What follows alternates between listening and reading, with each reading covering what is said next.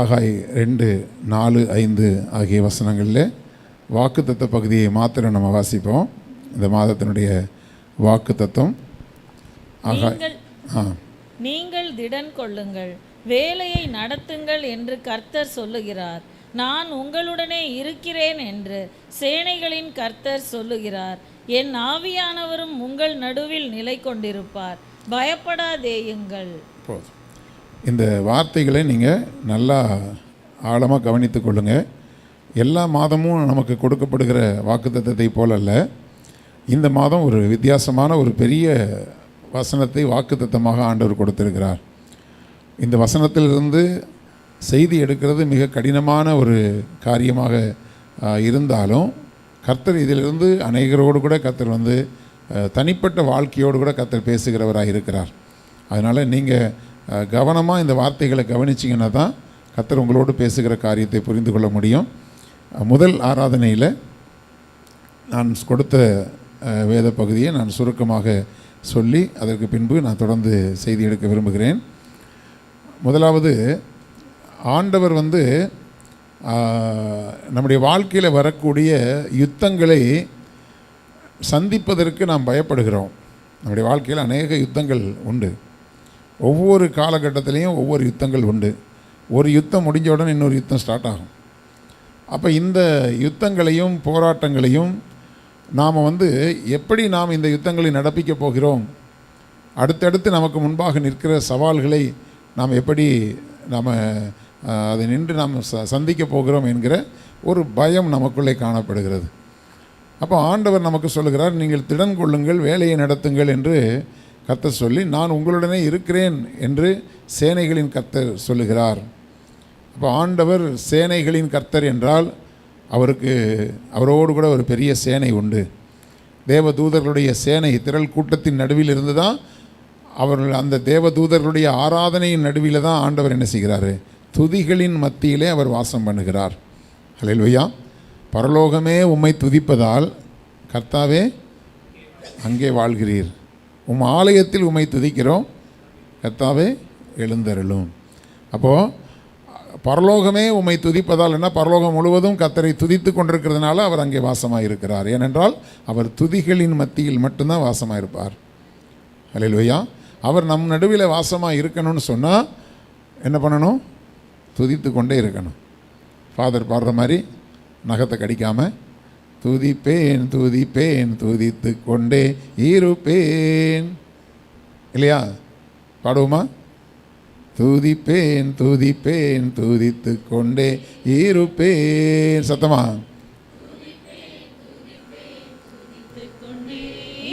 கால் நிரம்பணும் சத்தம்.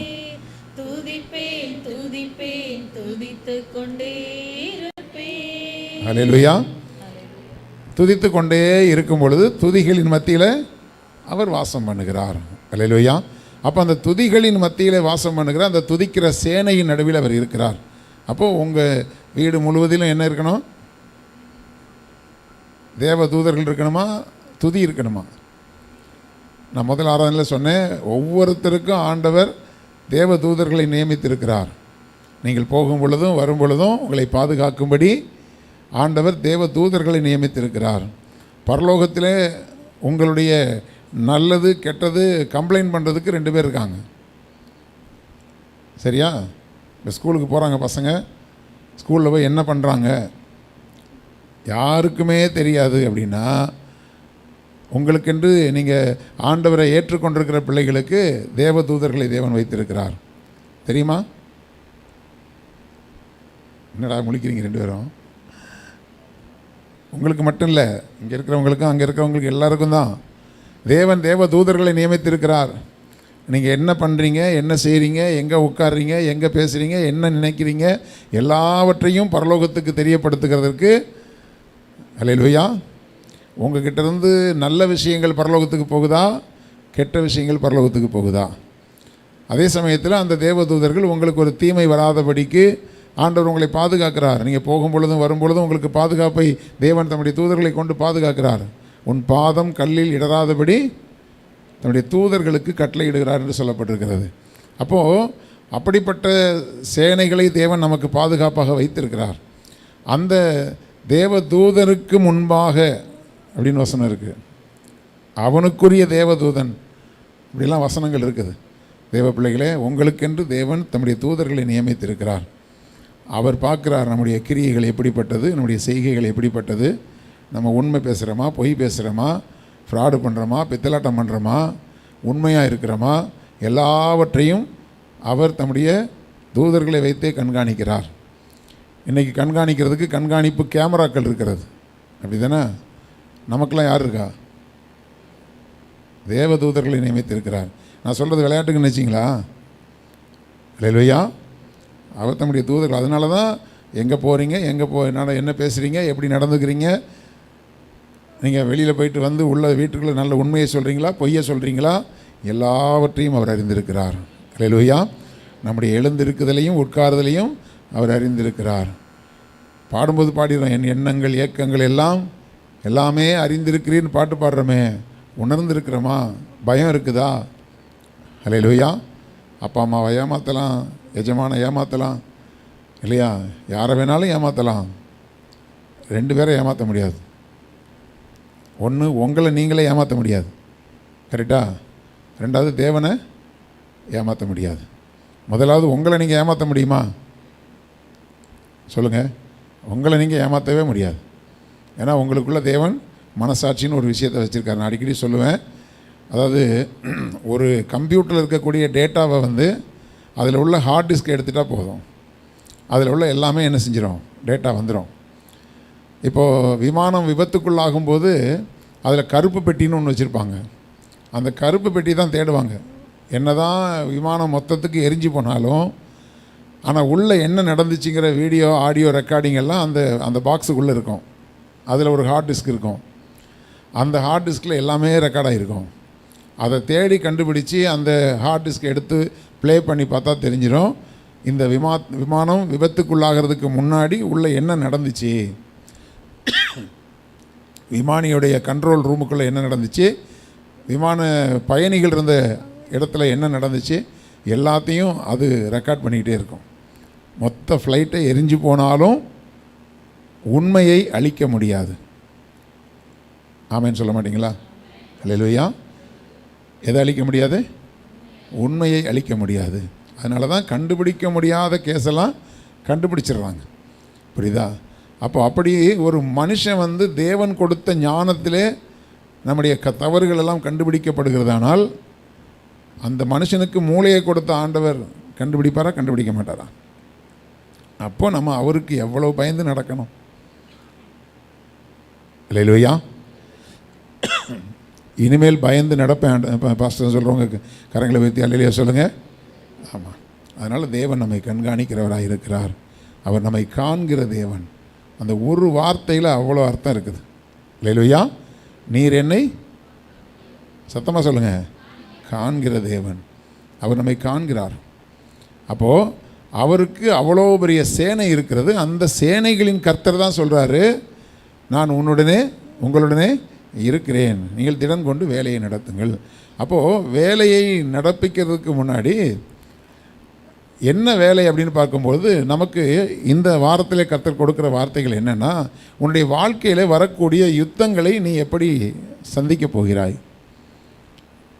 ஏற்கனவே நாங்கள் யுத்தத்தில் தானே ஃபஸ்ட்டு வந்திருக்கோம். இப்போ இது வேறையா வாக்குத்தத்தமாக ஏதாவது நல்ல வார்த்தையை சொல்லுவீங்கன்னு பார்த்தா, யுத்தங்களை சந்திக்கிறதுக்கு எங்களுக்கு வார்த்தையை கொடுக்குறீங்களேன்னா, கர்த்தர் கொடுத்ததை நான் உங்களுக்கு சொல்கிறேன்.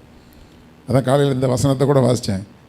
ஆகாய் 1:13 அப்பொழுது கர்த்தருடைய தூதனாகிய ஆகாய் கர்த்தர் தூது அனுப்பிய வார்த்தையின்படி ஜனங்களை நோக்கி, நான் உங்களுடனே இருக்கிறேன் என்று கர்த்தர் சொல்லுகிறார் என்றான். அப்போ கர்த்தருடைய தூதன் இந்த இடத்துல யார் சொல்லப்பட்டிருக்கிறதுனா, கர்த்தருடைய ஊழியக்காரரை சொல்லப்பட்டிருக்கிறது. கர்த்தர் உங்களுக்கு இன்றைக்கு தூது அனுப்பிய வார்த்தைகளை கர்த்தர் உங்களுக்கு கொடுத்து கொண்டிருக்கிறார். அந்த தூதை கொண்டு வந்த தூதன், தேவதூதனை கர்த்தர் பல பாதைகளில் நடத்தி, பல அனுபவங்களுக்குள்ளே நடத்தி உங்களுக்கு வார்த்தைகளை ஆயத்தப்படுத்தி கர்த்தர் கொடுக்கிறார். ஹல்லேலூயா. அப்போ கர்த்தர் கொடுக்குற வார்த்தை தான் நம்புகிறவங்க எத்தனை பேர் இருக்கீங்க? ஹல்லேலூயா. ஆமாம். அப்போ கர்த்தர் அன்னைக்கு நமக்கு புத்தி சொன்னாலும் சரி, கடிந்து சொன்னாலும் சரி, அன்பான வார்த்தையை சொன்னாலும் சரி, வாக்குத்தத்தமான வார்த்தைகளை சொன்னாலும், கர்த்தர் என்னை சீர்படுத்துகிறதற்காக கர்த்தர் தம்முடைய தூதனாகிய ஊழியக்காரருடைய வாயிலிருந்து கொடுக்கிற ஒவ்வொரு வார்த்தையும் கர்த்தர் எனக்காக ஆயத்தப்படுத்தின வார்த்தைகள். அல்லேலூயா. எத்தனை பேர் நம்புறீங்க? ஆமாம். அந்த விசுவாசத்தோட தேவ பயத்தோடு கூட வார்த்தைக்கு காத்திருங்கள், கர்த்தர் உங்களோடு பேசுவார்.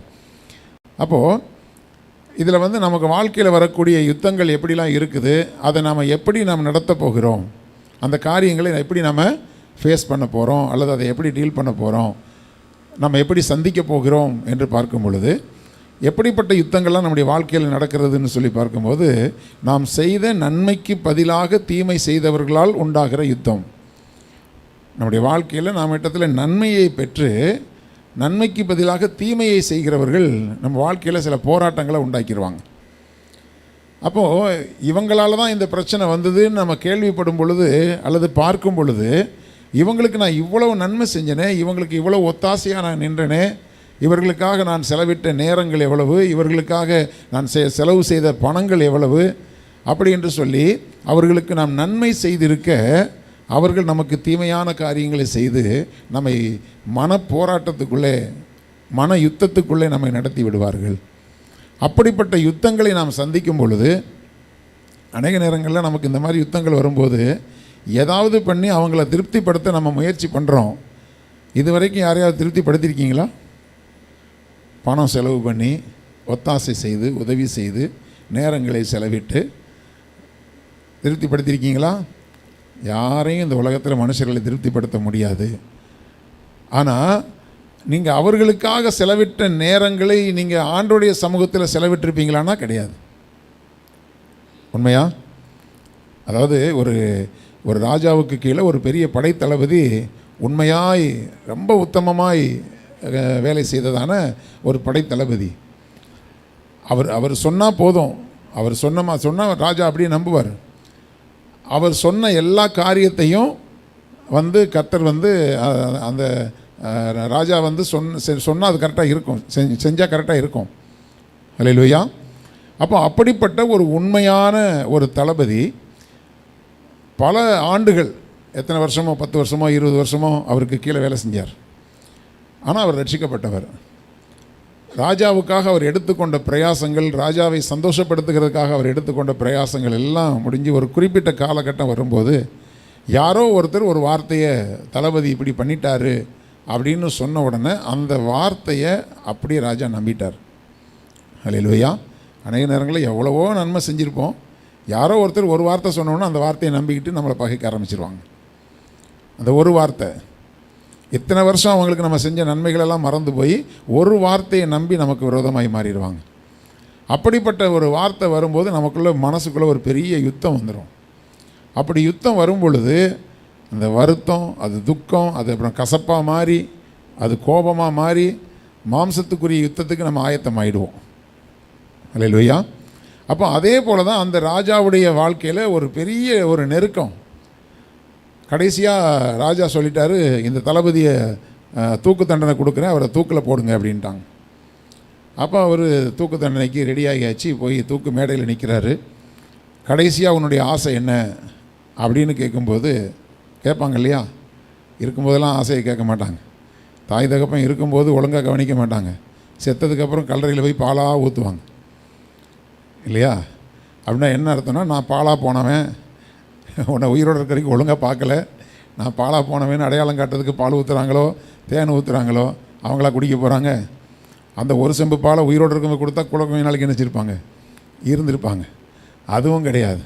இருக்கும்போது பார்க்காம அப்புறம் வீட்டில் ஃபோட்டோ ஒதுக்கி மாட்டி வச்சுக்கிட்டு, ஒரு அம்மா அவங்க வீட்டில் அப்பா அம்மா படத்தை மாட்டி வச்சுருந்தாங்க. இது என்னன்னு கேட்டேன். சாமி ஆயிட்டாங்கன்னாங்க. சாமி ஆயிட்டாங்களா? இருக்கும்போது என்ன செஞ்சீங்கன்னு கேட்டேன். அல்லேலூயா. ஒரு நாள் ஒரு வாரம் வச்சு பார்த்துக்கோங்கன்னு சொல்லி கூட பிறந்தவங்க கொண்டு போய் வீட்டு வாசலில் நின்று, அம்மாவை நீங்கள் வச்சு பார்த்துக்கோங்க, ஊருக்கு போயிட்டு வந்துடுறோம், ஒரு வாரம் வரைக்கும் வச்சு பார்த்துக்கன்னு சொல்லும்போது, ஐயோ எங்களுக்கு அந்த வேலைக்கு இந்த வேலைக்கு நீங்கள் தயவு செஞ்சு இங்கே கொண்டு வராதீங்க, தூக்கிட்டு போயிருங்கன்ட்டாங்க. அல்லேலூயா. செத்ததுக்கப்புறம் வீட்டில் ஃபோட்டோவை மாட்டி வச்சு வாரத்துக்கு ஒரு கொக்கோ கோலா பாட்டில் வாங்கி வைக்கிறாங்க. முறைப்படி அவங்களுக்கு பிராந்தி விஸ்கி தான் வாங்கி வைக்கணும், ஏன்னா அவங்க அதுதான் ரொம்ப விரும்பி குடித்த ஆளுகள். அல்லேலூயா. ஆமாம், இவங்க கொக்கோ கோலாவும் ஸ்ப்ரைட்டையும் வாங்கி முன்னாடி வச்சுட்டு இவங்க எடுத்து குடிச்சிக்கிறாங்க. அவங்க குடிக்க மாட்டாங்கன்னு அவங்களுக்கே தெரியும். அவங்க சாமியாக இருந்தால் எடுத்து குடிச்சிருக்கணுமா இல்லையா? அல்லேலூயா. ஒருவேளை கேஸ்ட்ரிக் பிரச்சனையான்னு தெரில, அதை குடித்தா கேஸ் வந்துடும் சொல்லி குடிக்க மாட்டேங்கிறாங்களோ என்னமோ. இப்படியெல்லாம் நம்ம ஆட்களுக்கு வந்து இருக்கும்போது நன்மை செய்ய மாட்டாங்க. ஹல்லேலூயா. கடைசி ஆசையை எங்கே வச்சு கேட்குறாங்க? தூக்கு மேடையில் வச்சு கேட்குறாங்க. தூக்கு மேடையில் வச்சு அந்த கடைசி ஆசையை கேட்கும்போது அவர் ஒன்று சொன்னார், நான் எதுவும் உங்கள்கிட்ட ஆசையாக கேட்க விரும்பலை, ஒன்றே ஒன்று சொல்லிக்கொள்ள ஆசைப்படுகிறேன் அப்படின்னு சொன்னார். அப்போது சொல்லுப்பா அப்படின்னும்போது சொன்னாங்க, இந்த ராஜாவுக்கு நான் இத்தனை காலமும் உத்தமமும் உண்மையுமாய் நான் வேலை செய்வதற்கு எடுத்துக்கொண்ட நேரங்களிலே ஒரு நிமிடத்தையாகிலும் என் தேவனுடைய சமூகத்தில் நான் செலவிட்டிருந்தேன். ஆனால் என்னை இந்த நிலைமைக்கு கர்த்தர் கொண்டு வந்து என்னை விட்டிருக்க மாட்டார். நான் இவரை திருப்திப்படுத்துவதற்காக என்னுடைய வாழ்க்கையை அர்ப்பணித்தேன், என்னை இந்த நிலைமையில் கொண்டு வந்து விட்டிருக்கிறாரு. இதில் ஒரு கால் தூசி நேரத்தை என் தேவ சமூகத்தில் விட்டிருந்தா கர்த்தர் என்னை இப்படி விட்டிருக்க மாட்டார். இதைத்தான் நான் சொல்ல விரும்பினேன் அப்படின்னு சொல்லி தூக்கு மேடைக்கு போனார். கர்த்தருடைய பிள்ளைகளே, இன்றைக்கி நீங்கள் உலகத்துக்கு ஓடும்போது எவ்வளோ உத்தமமாக ஓடுறீங்க. உலகத்தில் ஒரு வேலை செய்கிறதுக்கு ஓடுறீங்க, உத்தமமாக ஓடுறீங்க. உலக மனுஷர்களை திருப்திப்படுத்துறதுக்கு, சொந்தக்காரங்களை திருப்திப்படுத்துறதுக்கு ஓடுறீங்க.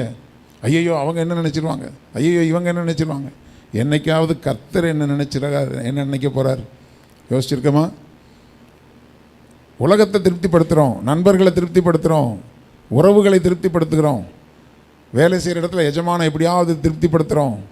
ஆனால் ஏன்னா மல்கியாவில் சொல்லப்பட்ட வார்த்தையை ஞாபகம் வச்சுக்கோங்க, நீ எனக்கு செலுத்துகிறத உன் அதிபதிக்கு போய் செலுத்திப்பார், அவன் அதை ஏற்றுக்கொள்ளுகிறானா பார்ப்போம். உலக பிரகாரமாக உனக்கு இருக்கிற ஓனருக்கு இதை செஞ்சுப்பார். ஆனால் என்னை மட்டும் நீ எந்த ஸ்தானத்தில் வச்சுருக்கிற? ஹல்லேலூயா. அப்படிப்பட்ட தெய்வத்துக்கு நாம் பயந்து இருக்கணும். ஆனால் உலகத்தில் நன்மை செய்து அநேகரை நாம் திருப்திப்படுத்த முயற்சிக்கிறோம், ஆனால் திருப்தி ஆகிறது இல்லை. இங்கே தாவீதுடைய வாழ்க்கையில் நடந்த ஒரு சம்பவம் என்னன்னு சொன்னால், அம்மோன் ராஜாவாகிய நாகாஸ் இவனோடு கூட ரொம்ப ஐக்கியமாக இருந்தவன். அவன் இவனுக்கு தயவு பாராட்டி இருக்கிறான், அவன் இவனுக்கு தயவு பாராட்டி இருக்கிறான். ரெண்டு பேரும் ரொம்ப நண்பர்களாக இருந்தாங்க. அப்படி இருக்கும் பொழுது நாகாஸ் ராஜா மரித்து போனான். மரித்து போன உடனே இந்த வேத பகுதி, அதாவது 1 நாளாகமும் 19வது அதிகாரத்தில் 1வது வசனத்திலிருந்து இந்த சம்பவம் இருக்குது. நீங்கள் எடுத்து வைத்து கொள்ளுங்கள். நான் சொல்கிற வார்த்தையை கவனிங்க. இப்போ நாகாஸ் மரித்து போன உடனே அவன் சொல்கிறான் 2வது வசனத்தில், அப்பொழுது தாவீது, ஆனூனின் தகப்பனாகிய நாகாஸ் எனக்கு தயவு செய்தது போல நானும் அவன் குமாரனாகிய இவனுக்கு தயவு செய்வேன் என்று சொல்லி அவன் தகப்பனுக்காக ஆறுதல் சொல்ல ஸ்தானாபதிகளை அவன் அனுப்பினான். தாவீதின் ஊழியக்காரர் ஆனூனுக்கு ஆறுதல் சொல்ல அம்மோன் புத்திரரின் தேசத்திலே வந்தபோது அவங்க வந்து என்ன செஞ்சாங்களோ அதுக்குள்ளே சில பேர் அங்கே இருந்தவங்க சொன்னாங்க. அதை வாசிமா 2வது வசனத்தை 3வது வசனத்தை. அம்மோன் புத்திரரின் பிரபுக்கள் ஆனூனை பார்த்து, தாவீது ஆறுதல் சொல்லுகிறவர்களை உம்மிடத்தில் அனுப்பினது உம்முடைய தகப்பனை கனம் பண்ணுகிறதாய் உமக்கு தோன்றுகிறதோ? தேசத்தை ஆராயவும் அதை கவிழ்த்து போடவும் உளவு பார்க்கவும் அல்லவோ அவன் ஊழியக்காரர் உம்மிடத்தில் வந்தார்கள் என்று சொன்னார்கள். இந்த எல்லா இடத்துலையும் இந்த கோல் மூட்டி கோவிந்த சாமிங்க இருப்பாங்க. ஹல்லேலூயா. எல்லா இடத்துலையும் இந்த கோல் மூட்டி என்னத்தையாவது கிளறி விடுறது, தான் வந்து அந்த நபர்கள்ட்ட ஆதாயம் பெற்றுக்கொள்ளுகிறதற்காக உண்மையாய் வருகிறவர்களை கிட்ட நெருங்க விட மாட்டாங்க. இதை நான் நிறைய பார்த்துருக்குறேன். உண்மையாய் வருகிறவங்களை ஒதுக்கி ஓரம் கட்டுவாங்க. இந்த ஃப்ராடு பித்தலாட்ட கும்பல்லாம் ஒன்று சேர்ந்துடும். ஆனால் இந்த அதிகாரத்தில் இருக்கிறவங்களுக்கு மண்டையில் மசாலாவே இருக்காது. உண்மையாக உழைக்கிறவங்க சொல்கிற வார்த்தையை நம்ப மாட்டாங்க.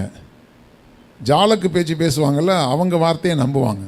நீங்கள் உலகத்தில் எங்கே வேணாலும் வேலை செஞ்சு பாருங்கள். ஏன்னா எல்லா ஊர்லேயும் ஒரே பிசாசு தானே இருக்குது. அந்த ஒரே பிசாசு தானே எல்லா ஆட்களையும் ஆட்டி படைச்சிக்கிட்டு இருக்குது. அப்போது நான் உண்மையாக, அதாவது நம்ம ஊரில் ஒரு பழமொழி உண்டு, யதார்த்தவாதி வெகுஜன விரோதின்னு சொல்லுவாங்க. என்னது? யதார்த்தமாக பேசுகிறவங்க, உண்மையாக பேசுகிறவங்க வெகு ஜனங்களுக்கு விரோதிகளாக இருப்பாங்க. அப்படியே அட்ராக்ஷனாக பேசுகிற ஆட்கள் எல்லாருக்கும் நண்பர்களாக இருப்பாங்க. அவங்க தான் ஒரு கோஷ்டியாக நிற்பாங்க, அவங்க தான் ஒரு கும்பலாக இருப்பாங்க. எந்த ஒரு ஃபங்க்ஷன் ஆனாலும் சரி, எங்கே ஒரு காரியம், அது ஒரு கும்பல் தனியாக நின்றுட்டுருக்கோம். ஓரமாக அனாதையாக நிற்கிறதுலாம் யாருன்னா உண்மையாக கர்த்தருக்கு பயந்து நிற்கிற ஆட்கள், அதெல்லாம் ஓரமாக ஒதுங்கியிருக்கோம். ஆனால் ஒரு மாதிரியான கோஷ்டிகள்லாம் ஒன்றா நின்று அது மெஜாரிட்டியாக இருக்கும் எப்போவுமே. அவங்க சொல்கிற வார்த்தைகள் ரொம்ப அட்ராக்ஷனாக இருக்கும், அதை எல்லாருமே நம்புவாங்க. புரியுதா? அதனால் பாஸ்டர் இன்றைக்கி ஒரு முடிவு எடுக்கிறேன், இனிமேல் நானும் அப்படி அட்ராக்டிவாக பேச முயற்சி பண்ணுறேன்னு சொன்னீங்கன்னா தொலைச்சி போடுவார் ஆண்டவர். ஹல்லேலூயா. மரண பரியந்தம் உண்மையாயிரு. ஹல்லேலூயா. சாகிற வரைக்கும் உண்மையாயிரு. உண்மையாக வாழ்கிறதுனால உன்னை அடித்து கொண்டா கூட சாவு. ஏன்னா கண்ணை மூடி கண்ணை திறந்தால் எங்கே போகலாம்? பரலோகத்துக்கு போயிடலாம். ஹல்லேலூயா. அப்போது இப்படிப்பட்ட ஒரு கூட்டம் இந்த குழப்பத்தை உண்டு பண்ணுற கோஷ்டி சொல்லுது, தாவீது ஆறுதல் சொல்லுகிறவர்களை உம்மிடத்தில் அனுப்பினது உம்முடைய தகப்பனை கனம் பண்ணுகிறதாய் உமக்கு தோன்றுகிறதோ? இது ஏதேன் தோட்டத்தில் பிசாசு கேட்ட வார்த்தை. இது சாகவே சாவீர்கள் என்று தேவன் சொன்னது உண்டோ? அப்படியா சொன்னார்? அப்படி தான் சொன்ன மாதிரி தெரிஞ்சுது. சந்தேகத்தை அப்படியே உண்மையில் ஒரு சந்தேகத்தை கொண்டு போடுவாங்க. உண்மையில் சந்தேகம் வந்ததுக்கு பிறகு அவங்க அப்படியான்னு யோசிக்கும்போது அடுத்த தூபத்தை போடுவாங்க.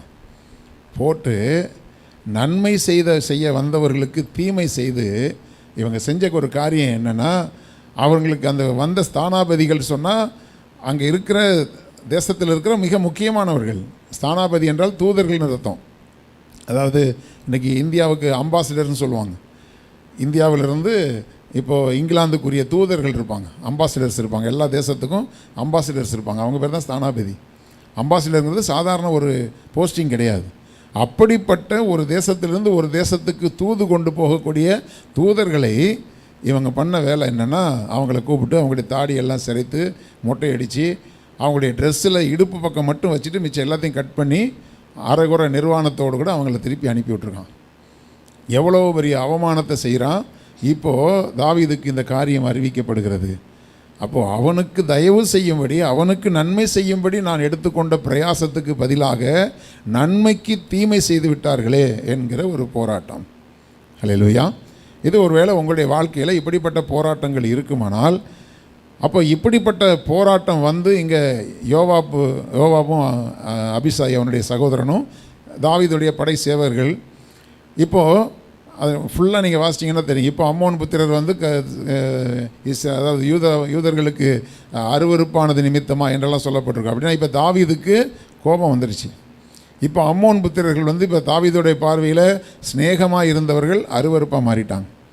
நம்மளும் கர்த்தருக்கு பிரியமாக இருக்க வேண்டியவங்க கர்த்தருக்கு விரோதமாக மாறணும்னா கர்த்தருடைய பார்வையில் நாம் எப்படி தான் இருப்போம்? சொல்லுங்கள், சொல்ல கஷ்டமாக இருக்குல்ல? கர்த்தருக்கு அருமையானவர்களாக இருக்கணுமா, அருவருப்பானவர்களாக இருக்கணுமா? அருமையானவர்களாக இருக்கணும். அப்போ ஆண்டவர் செஞ்ச நன்மைக்கு பதிலுக்கு என்ன செய்யணும்? நன்மை செய்யணும். ஆண்டவர் இவ்வளோ நன்மை செஞ்சுருக்காருன்னா அப்போ எவ்வளோ செய்யணும்? ஏன்னா எனக்கு தாவீதை எல்லாருக்குமே பிடிக்கும். அதுலேயும் குறிப்பாக ஒரு வசனத்தின்படி எனக்கு பார்க்கும்போது ரொம்ப பிடிக்கும். தாவீது தேவனுடைய ஆலயம் கட்டுறதுக்காக அவன் சபதரித்து வைத்த சேமித்து வைத்த பொருட்கள் எல்லாம் பார்த்தா இன்றைக்கி மொத்த தமிழ்நாடே இந்த கவர்மெண்ட்டே நடத்தலாம். அவ்வளோ பொருட்களை சேர்த்து வச்சுருந்தான். அவன் சொல்கிறான், எனக்கு இருந்த கொஞ்சத்தை கொடுக்குறேன் அப்படிங்கிறான். நம்ம 5 ரூபா காணிக்க போட்டுட்டு இந்த 5 ரூபா காணிக்க வாங்கி பாஸ்டர் என்ன செய்வாரோ? ஹல்லேலூயா. 5 ரூபாய்க்கு வாங்குகிற சாக்லேட்டே வாயில் வைக்க முடியாது. ஹல்லேலூயா. இன்றைக்கி ஒரு நல்ல சாக்லேட் வாங்கினா கூட 50 ரூபா கொடுத்தா தான் வாயில் வைக்கிற அளவுக்கு இருக்கும். நம்ம 5 ரூபாயை போட்டுட்டு 1000 கேள்வி கேட்டுட்டு இருப்போம். அவன் அவன் அள்ளி கொடுத்த காரியங்கள்லாம் அவ்வளோ அதிகம். அவ்வளவும் சேர்த்து வைத்து, ஏன்னா இப்போ அவனை ஆண்டவர் ஆலயம் கட்ட வேண்டாம்னு சொல்லிட்டாரு, உன் மகன் தான் கட்டுவான்ட்டார். சரி, அவன் காலத்தில் பார்த்துக்குவான் அப்படின்னு விடலை. மகன் காலத்தில் கட்டுறதுக்கு இப்போவே தேவையானது எல்லாத்தையும் சேர்த்து வச்சு, அதான் சாலமோன் தகப்பன் சேர்த்து வைத்த காரியங்களில் ஆலயத்தையும் கட்டி அவனுக்கு ஒரு பெரிய அரண்மனையும் கட்டி தந்தத்தினால் ஒரு பெரிய சிங்காசனத்தையும் உண்டாக்கி தந்தத்தினால் செய்யப்பட்ட அரண்மனைகள்லாம் சொல்லப்பட்டிருக்கு. அவ்வளோ டெக்கரேஷன் பண்ணுற அளவுக்கு சேர்த்து வச்சுருந்தான். அவ்வளவும் செஞ்சுட்டு அவன் ஒரு சங்கீதத்தை எழுதுகிறான், கர்த்தர் எனக்கு செய்த எல்லா உபகாரங்களுக்காக நான் எண்ணத்தை செலுத்துவேன். அப்படின்னா என்ன அர்த்தம்? இது வரைக்கும் நான் செஞ்சதுலேயே இன்னும் திருப்தி ஆகலை. ஏதோ ஒன்று செஞ்சேன், ஆனாலும் இது கொஞ்சம்தான். அல்லேலூயா. என்ன ஏதாவது இன்னும் செய்யணுமே. ஏன்னா இது செஞ்சது போதாதா நம்ம சொல்லுவோம். என்ன செஞ்சீங்கன்னு கேட்குறேன் நான். அல்லேலூயா. அவ்வளவும் செஞ்சுட்டு அவன் சொல்கிறான், எண்ணத்தை செலுத்துவேன், இன்னும் ஏதாவது பண்ணணுமே. அந்த ஒரு வாஞ்சை இருந்தால் தான் நமக்கு கர்த்தர் மேலே இன்னும் அன்பு இருக்குன்னு அர்த்தம். இல்லைன்னா வாயிலேயே டயலாக் போயிடுச்சு, இப்போ சினிமாவில் பார்த்திங்கன்னா நல்லவர்களாக, அதாவது ஹீரோவாக நடிப்பாங்க, சில பேர் வில்லனாக நடிப்பார்கள் இல்லையா? ஹீரோக்கள் எல்லாம் நல்லவர்களாக நடிப்பார்கள்.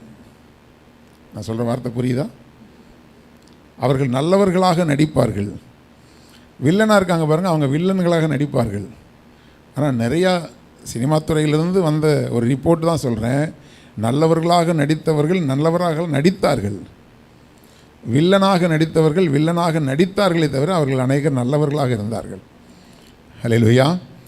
ஆமாம், அவங்களும் நடிக்கிறாங்க, இவங்களும் நடிக்கிறாங்க. நம்ம எப்படி நடிச்சுக்கிட்டு இருக்கிறோன்னு பாருங்கள். ஹல்லேலூயா. நம்ம பாட்டு பாடுறோம், வாயிலேருந்து பொய்யா கொட்டுதா? ஹல்லேலூயா. ஆமாம், அதனால தான் ஆவியோடும் பாடுவேன், கருத்தோடும் பாடுவேன். அப்போ அப்படிப்பட்டதான தாவீதுக்குள்ளே ஒரு பெரிய ஆதங்கம், கர்த்தருக்காக ஏதாவது செய்யணும்னு சொல்லிட்டு. அப்படி இருக்கக்கூடிய தாவீது நன்மை செய்து இப்பொழுது ஒரு பெரிய யுத்தத்துக்குள்ளே கடந்து போகிறான். இப்போ ஒரு யுத்தம் வந்துருச்சு. அந்த யுத்தத்துக்கு அந்த அம்மோன் புத்திரர்கள் வந்து சீரியர்களையும் சேர்த்துக்கிட்டாங்க. இப்போ தாவீதோடு கூட மோதுறதுக்கு 2 படையை சேர்த்துட்டாங்க. முன்னாடியும் படை இருக்குது, பின்னாடியும் படை இருக்குது, நடுவில் தாவீதுடைய படை இருக்கிறது. அப்பொழுது தான் இந்த வார்த்தையை சொல்கிறாரு, தைரியமாக இரு, நம்முடைய ஜனத்துக்காகவும் நம்முடைய தேவனுடைய பட்டணங்களுக்காகவும் திடன் கொண்டிருக்க கடவோம், கர்த்தர் தமது பார்வைக்கு நலமானதை செய்வாராக. காரணமில்லாத ஒரு யுத்தம் வந்துருச்சு, நன்மை செய்து நமக்கு இப்படி ஒரு பெரிய யுத்தம் வந்துருச்சு. அதுவும் இப்போ 2 மடங்கான பிரச்சனையை உண்டாக்கிட்டாங்க நமக்கு. நான் முன்னாடி போகும் பொழுது இவர்கள் என்னை மேற்கொண்டால் நீ எனக்கு உதவி செய்ய, அவர்கள் உன்னை மேற்கொண்டால் நான் உனக்கு உதவி செய்கிறேன்னு இப்போது தாவீதுடைய படைத்தளபதிகள் 2 பேரும் பேசிக்கொண்டு அந்த ஒரு வார்த்தையை சொல்கிறான், தைரியமாக இரு, நாம் நம்முடைய தேவனுக்காக, நம்முடைய தேவனுடைய பட்டணத்துக்காக, ஜனத்துக்காக திடன் கொண்டிருக்க கடவோம். தேவனுடைய பிள்ளைகளை, உங்களுக்கு நன்மை செய்து ஏற்பட்ட சில பிரச்சனைகளில் நீங்கள் ஒரு வேளை சோர்ந்து போய் இருக்கிறீங்கன்னு சொன்னால் கர்த்தர் சொல்கிறாரு, நீங்கள் திடன் கொண்டிருங்க, அந்த காரியத்துக்காக நீங்கள் தைரியமாக இருங்க, கர்த்தர் தம்முடைய பார்வைக்கு நலமானதை செய்வாராக. நீங்கள் வாயினால் சபிச்சிடாதீங்க, இப்படி பண்ணிட்டாங்களே இவங்க நாசமாக போட்டோம் சொல்லாதீங்க. ஹல்லேலூயா. கர்த்தருக்கு தெரியும் எது நலமானதுன்னு. ஆமென். கர்த்தருடைய பார்வையில் அப்படின்னு சொன்னால் இந்த சம்பவத்தை அவர் பார்க்கிறார். ஆமென்லாம் சொல்லிடாதீங்க. நீங்கள் இப்போ கடந்து போகிற இந்த பாதையை அவர் பார்க்கிறார். அந்த பார்வையில் அவருக்கு நலமாக எது தோன்றுது? நீங்கள் செஞ்சது நலமாக தோன்றுகிறதா, அவர்கள் செய்து நலமாக தோன்றுகிறதா? அப்போது நாம் ஜாக்கிரதையாக இருக்கணும்ல. நமக்கு சிலது நல்லதுன்னு சொல்லி செஞ்சிருவோம், ஆனால் அது தேவனுடைய பார்வையில் சரியாக தான் இருக்குதா? அப்போ தேவனுடைய பார்வையில் நலமானதாக இருந்தால் நிச்சயமாக நமக்கு வெற்றியை தேவன் கொடுப்பார். அல்லேலூயா. அப்போது நம்முடைய வாழ்க்கையில் நாம் நன்மை செய்து ஒரு தீமை வந்துடுச்சு அல்லது நம்மை வேதனைப்படுத்திட்டு இருக்கிறாங்க பிரச்சனைகள்னா, தயவு செஞ்சு நீங்கள் எதையும் சொல்லாதீங்க, அவர் தம்முடைய பார்வைக்கு நலமானதை செய்வாராக. இங்கே யோவாப்பும் சரி அபிசாயும் சரி அவங்க நாசமாக போட்டுன்னு சபிக்கலை, அல்லது நாங்கள் தான் ஜெயிக்கணும்னு கேட்கல, அவங்க தோற்று போகணும்னு கேட்கல. கர்த்தர் தம்முடைய பார்வைக்கு நலமானதை செய்வாராக. அல்லேலூயா. நீங்கள் இந்த யுத்தத்தை இப்படி தான் நீங்கள் ஃபேஸ் பண்ணணும். நன்மை செய்து பாடம் அனுபவிக்கிறீங்களா? உங்களுடைய வாழ்க்கையில் அநேக நன்மைகளை செய்து அநேக காரியங்களை செய்து அதனால் உங்களுக்கு பல பிரச்சனைகளை உண்டாக்குறாங்களா? அதனால் வேதனை அடைஞ்சிருக்கீங்களா? யாரையும் நீங்கள் சபிக்க வேண்டிய அவசியம் இல்லை. கர்த்தர் தம்முடைய பார்வைக்கு நலமானதை செய்வாராக. அடுத்தது ஒரு காரியம் வந்து பார்த்தது, நம்முடைய வாழ்க்கையில் இருக்கக்கூடிய சில பிரச்சனைகளுக்கு அதாவது யாராவது எனக்கு துணையாக நின்றால் நலமாக இருக்கும் அப்படின்னு சொல்லி சில நேரத்தில் யாராவது ஒரு பார்ட்னர்ஷிப்பை தேடுவோம். இந்த நேரத்தில் இவங்கெல்லாம் வந்தால் கொஞ்சம் ஆறுதலாக இருக்கும்னு சொல்லிட்டு நம்ம சில நேரத்தில் மனுஷ ஒத்தாசைகளை தேடும் பொழுது அந்த மனுஷ ஒத்தாசை தேவனுக்கு பிரியமில்லாமல் இருக்கும். நீங்கள் நல்லா கொஞ்சம் நம்முடைய வாழ்க்கையில் நான் தனித்து நின்று போராடுகிறது போல் இருக்கிறதே அப்படின்னு நீங்கள் நினச்சிங்கன்னா, நீங்கள் தனித்து இல்லை, சேனைகளின் கர்த்தர் உங்களோடு கூட இருக்கிறார். அதான வாக்கு தத்தமாக கொடுத்துருக்கிறாரு. நீங்கள் திடன் கொண்டு வேலையை நடப்பீங்க, உங்களுக்கு ஒத்தாசையெல்லாம் ஒன்றும் வேண்டாம், சேனைகளின் கர்த்தர் உங்களோடு கூட இருக்கிறார். அப்போது அவருடைய ஒத்தாசையோடு கூட நீங்கள் காரியத்தை நடப்பீங்க. இங்கே நடந்த ஒரு காரியம் என்னன்னு சொன்னால், அதாவது இந்த அமத்சியா என்கிறதான ராஜா, அவன் யூத ராஜா, அவன் இஸ்ரவேலிலே 2 நாளாகமும் 25:6 பார்க்கும் பொழுது யுத்தத்துக்கு போகிறதுக்கு அவன் என்ன பண்ணிட்டான்னு சொன்னால், கொஞ்சம் லேட் பண்ணியிருந்தான்னா கர்த்தருடைய வார்த்தை அவனுக்கு வந்திருக்கும். ஆனால் அவன் கொஞ்சம் அவசரம் கொடுக்க யுத்தம் வந்துருச்சா, உடனே நம்ம காசு இருக்கா, இந்தா காசை கொடுத்து இந்த பிரச்சனையை முடி. உடனே நம்ம என்ன செஞ்சிருவோம், உடனே அந்த பிரச்சனையை தீர்க்கிறதுக்கு நம்முடைய சுய முயற்சிகளில் நம்ம என்ன செய்கிறோம், மனுஷ ஒத்தாசைகளை நாடுகிறோம். இப்போது அமத்சியா கையில் காசு இருக்குது. இஸ்ரவேலிலும் 1,00,000 பராக்கிரமசாலிகளை 100 தாலந்து வெள்ளி கொடுத்து கூலிக்கு அமர்த்தினான் அப்படின்னு பார்க்குறோம். இப்போது 100 தாலந்து அப்படின்னும் போது பொதுவாக நம்ம ஊர் கணக்குப்படி ஒரு 100 கிலோ அப்படி வச்சுக்கலாமா? ஆனால் தாளந்துங்கிறது அதிகமான அளவு. அது ஏன்னா ஒவ்வொரு காலத்தில் அது மாறி இருக்கிறதுனால நான் உங்களுக்கு கணக்கு சொல்லலை. கிட்டத்தட்ட ஒரு 1000 கிலோ வெள்ளின்னு வச்சுக்கோங்களேன். 1000 கிலோ வெள்ளினா இந்த ரூம் ஃபுல்லாக கொட்டினாலும், ஏன்னா அது வெயிட்டு கம்மியாக இருக்கும் வெள்ளி. அதனால் அவ்வளோ வெள்ளியை கொடுத்து கொண்டு போய் என்ன பண்ணிட்டான், கூலிக்காக 1,00,000 பேரை வாங்கிட்டான். இஸ்ரவேலில் போய் வாங்கிட்டான். இப்போது இஸ்ரவேலில் வாங்கின நல்ல பராக்கிரமசாலிகளை தான் வாங்கியிருக்கிறான். உடனே என்ன தைரியம் வரும் சொல்லுங்கள்? 1,00,000 பேர் இருக்கிறாங்க, 1,00,000 பேர் இருக்கிறாங்க. சும்மா இல்லை பிரதர், இவ்வளோ காசு கொடுத்து வாங்கியிருக்கிறேன்.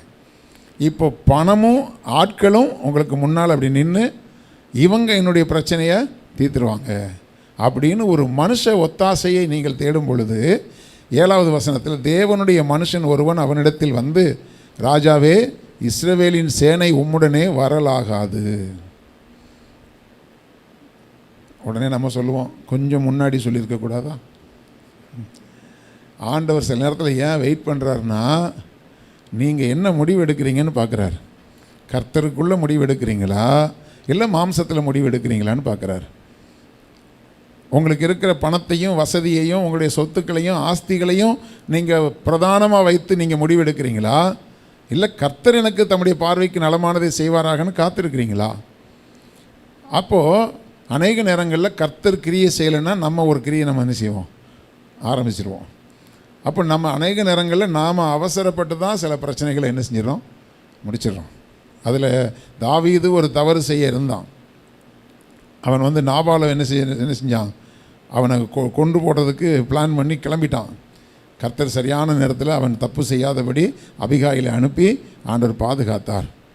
அப்போ நான் பொல்லாப்பு செய்யாதபடி கர்த்தர் என்ன செஞ்சார், என்னை பாதுகாத்தார்னு சொல்கிறான். தேவனுடைய பிள்ளைகளை, அநேக நேரங்களில் நமக்கு ஏற்படக்கூடிய சில பிரச்சனைகளில் தவறான ஆட்களை நம்மோடு சேர்த்துருவோம், பார்ட்னர்ஷிப் சேர்த்துருவோம், அல்லது ஒத்தாசைக்காக சேர்த்துருவோம். அப்போ இங்கே கர்த்தருடைய வார்த்தை வருது, தேவனுடைய மனுஷன் வந்து சொல்கிறான், ராஜாவே, இஸ்ரவேலின் சேனை உம்முடனே வரலாகாது. கர்த்தர் எப்ராயிமின் சகல புத்திரராகிய இஸ்ரவேலரோடும் இருக்கவில்லை. கர்த்தர் அவங்க கூட இல்லை. கர்த்தர் உன் கூட இருக்கிறாரு, நீ கர்த்தர் ஒருத்தர் கூட இல்லை, அந்த ஆளை நீ சேர்த்துக்க விரும்புகிற, அவங்களோட கர்த்தர் இல்லை. அப்போ கர்த்தர் அவங்களோட இல்லாத பட்சத்தில் அவங்கள சேர்த்து கொண்டு போனால் உனக்கு என்ன தான் நடக்கும்? இப்போ நமக்கு நல்லா தெரியும், யோசபாத்துக்கு ஐஸ்வர்யமும் கனமும் உண்டான போது ஆகாபோடைய சம்பந்தம் கலந்தான். ஆகாபோடு சேர்ந்து யுத்தத்துக்கும் போனான். ஆகாபோடு கூட யுத்தத்துக்கு போய் என்ன நடந்துச்சு, கடைசியில் கூக்குரல் இட்டான், போய் மாட்டிக்கிட்டான். எல்லாம் இங்கே கவனிங்க. வந்து ஒரு ஆள் வந்தால் ஒரு நாள் எல்லாருமே அவனை பார்த்தா என்ன அர்த்தம், அவனை விட நான் அழகாக தான் இருக்கிறேன், அதனால் நீங்கள் என்னையே பாருங்கள். அவர் தோனின்னு போட்டவுடனே அவரை பார்க்குறீங்க போல இருக்கு. ஹல்லேலூயா. ஆமாம், சர்ச்சுக்குள்ளே யாராவது வந்தாங்கன்னா போனாங்கன்னா அவங்களுக்கு ஏதோ ஒரு வேலை கொடுத்துருப்பாங்க, அவங்க பார்ப்பாங்க. உடனே இல்லைண்ணா பட்டிக்காட்டா முட்டாய் கடையை பார்த்த மாதிரி அவங்கள பார்க்குறேன். ஹல்லேலூயா, கர்த்தருக்கு ஸ்தோத்திரம். சரி, இப்போ சொல்லுங்கள், நீங்கள் அங்கே பார்க்கும்போது நான் என்ன சொன்னேன்? தோனி 7ன்னு அவர் பனியனில் பின்னாடி போட்டுருந்துச்சு, அதையா சொன்னேன்? ஸ்தோத்திரம். ஆகாபோடு சம்பந்தம் கலந்தான். யோசபாத் கர்த்தருக்கு பிரியமானவன். ஆகாபோட கர்த்தர் கிடையவே கிடையாது. ஆகாப் வந்து ஆகாத ராஜா. ஆரம்பத்துலேருந்தே உங்களுக்கு நான் தான் சொல்லி கொடுத்துருக்குறேன். அவன் கர்த்தருக்கே ஆகாத அருவருப்பான ராஜா. இவருக்கு ஐஸ்வர்யமும் கனமும் வந்தபோது யாரோட பார்ட்னர்ஷிப் வச்சுக்கிட்டாரு? ஆகாபோட போய் பார்ட்னர்ஷிப் வச்சுட்டார். இவன் யூத ராஜா, இவன் கர்த்தருக்கு பிரியமானவன். ஐஸ்வர்யமும் கனமும் கொஞ்சம் வந்த உடனே அந்த ஸ்டேட்டஸ் தேடும். அப்படியே அதே ஒரே ஸ்டேட்டஸில் யார் இருக்காங்க? இஸ்ரவேல் ராஜா இருக்கிறார். அவன் நல்லவனா கெட்டவனா, அவன் கூட கர்த்தர் இருக்கிறாரா, அதெல்லாம் கிடையாது. ஸ்டேட்டஸ் பார்த்து தான் பழக ஆரம்பிப்பாங்க. அப்படி தான் யோசபாத்து போனான். உடனே என்னோட யுத்தத்துக்கு வருகிறீரா அப்படின்னோடனே இந்த பார்ட்னர்ஷிப் ஆயிடுச்சுல, நீர் தான் நான் தான் நீர், உம்முடைய ஜனங்கள் என்னுடைய ஜனங்கள். எப்படா சொன்னார் ஆண்டவர்? உனக்கு கொடுத்தது கர்த்தருக்கு பிரியமல்லாதவர்களுக்கு அல்ல. அல்லேலூயா. கர்த்தருக்கு பிரியமான உனக்கு கர்த்தர் ஒரு பாக்கியத்தை வைத்திருக்கும் போது அதில் கர்த்தருக்கு பிரியமில்லாதவங்களை கொண்டு உள்ளே சேர்த்து அவங்கள இதை அனுபவிக்கிறதுக்கு கர்த்தர் அனுமதிக்க மாட்டார். அப்படி அனுபவிக்க நீ அனுமதித்தால் உனக்கு உள்ளதும் போயிடும். நம்ம ஊரில் ஒரு நல்ல சென்னையில் ஒரு நல்ல பழமொழி வச்சுருக்காங்க, உள்ளதும் போச்சுடா, சொல்லுங்கள், நொல்ல கண்ணா. உள்ளதும் போச்சுடா நொல்ல கண்ணான்ற மாதிரி உள்ளதும் போயிடும். அப்போ இவர் சொல்கிறாரு, அவங்க கூட வரக்கூடாது, அவங்களோட கர்த்தர் இல்லை. இங்கே ஆகாப்பு நல்லா தெரியும், கொலகார பாவி, அதாவது நல்லவங்களுக்கெல்லாம் பகைஞ்சனாக இருக்கக்கூடிய ஆகாப்போட போய் ஒரே ஸ்டேட்டஸ் ஒரே லெவலில் இருக்கிறதுனால போய் சம்மந்தம் பண்ணிட்டான். அதில் என்னென்னலாம் நடந்துச்சு தெரியுமா? இப்போ யோசபாத்துக்கு ஒரு மகன் பிறந்தான், அவனுக்கு யோராம் அப்படின்னு பேர் வச்சான். ஆகாப்புக்கு ஒரு மகன் பிறந்தான், சம்மந்தி என் பையனுக்கும் யோராம்னு பேர் வச்சுருவோம். என்ன அப்படியே சில ஆட்கள் ஒட்டிட்டாங்கன்னா இந்த ஃபெவிக்கால் விளம்பரம் போடுவாங்க, 2 யானை ஒட்டிக்கிட்டு பிரிக்க முடியாமல் ஆயிரும், அந்த மாதிரி ஒட்டிடுவாங்க. அதுக்கப்புறம் அப்புறம் பிச்சு எடுத்தால் பிஞ்சிட்டு தானே வரும். கர்த்தருடைய பிள்ளைகள் யாரோட சேர்றீங்கிறது ரொம்ப முக்கியம். அப்போது ஆகாப்பு கிட்ட போன உடனே யுத்தத்துக்கு வருகிறாரோ, நான் வரேன், ஏதோ வரேன், ஒன்றும் இல்லை, கூப்பிட்டு வச்சு ஒரு பிரியாணி விருந்து பண்ணிட்டான், அவ்வளோதான். உடனே நான் தான் நீர், நீ தான் நான், எல்லாம் போச்சு. போய் யுத்தத்துக்கு போய் அங்கே நின்னா கர்த்தர் அங்கே இல்லை. ஆகாபோடு கூட கர்த்தரே கிடையாது. கர்த்தர் இல்லாத ஆள்கிட்ட போய், அதனால தான் பின்னாடி தீர்க்கதரிசி சொல்லும்போது, நீர் துன்மார்க்கருக்கு துணையாய் நின்றீர். அல்லேலூயா. துன்மார்க்கருக்கு நீர் துணை போனீர். இது நிமித்தமாக கர்த்தர் உங்களுக்கு கொள்ள இருந்தார். ஆனாலும் நீ செஞ்ச சில காரியங்கள் நிமித்தமாக கர்த்தர் உன்னை தப்பு வச்சார். ஜாக்கிரதை, எச்சரிப்பு கொடுத்து அனுப்பிவிட்டார். அல்லேலூயா.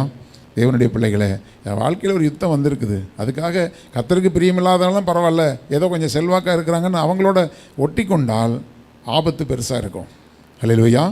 அப்போ அதனால் அப்படிப்பட்ட ஒரு போர் வரும் பொழுது சொன்ன உடனே இப்போ அடுத்து ராஜா கேட்குறாரு, உம்முடனே அந்த சேனை வரக்கூடாதுன்னு சொல்லும்போது 8வது வசனம், போக மனதானால் நீர் போம், காரியத்தை நடத்தும், யுத்தத்திற்கு திடன் கொண்டு நில்லும், தேவன் உம்மை சத்துருக்கு முன்பாக